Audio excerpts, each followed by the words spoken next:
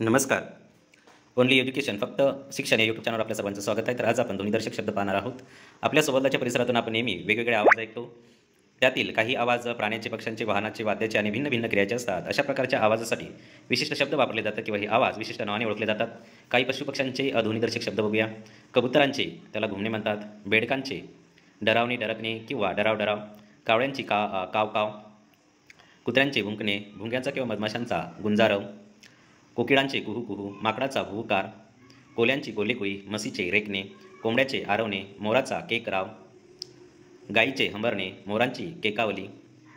वाघाची डरकाळी, गाढवांचे ओरडणे. सापाचे फुसफुसणे किंवा फुत्कार, घुबडाचा धुतकार. हत्तीचे चित्कारणे, घोड्याचे किंकाळणे. हंसाचा कलरव, चिमणीची चिवचिव, सिंहाची गर्जना. पक्ष्यांचा मंजूळ आवाज, त्याला किलबिल म्हणतात. पक्ष्यांचे भांडण, कलकलाट. काही ध्वनिदर्शक शब्द: अश्रूची घळघळ, पंखांचा फडफडाट, घंटांचा घनघनाट, पाण्याचा खळखळाट, डासाची भुनभुन, पानाची सळसळ, ढगाचा गडगडाट, पावसाची रिमझिम किंवा रिपरिप, तलवारीचा खणखणाट, पैजणाची छुमछुम, तारकांचा चमचमाट, बांगड्यांचा किणकिणाट, नाण्यांचा छनछनाट, रक्ताची भळभळ, पक्ष्यांचा किलबिलाट, विजांचा कडकडाट.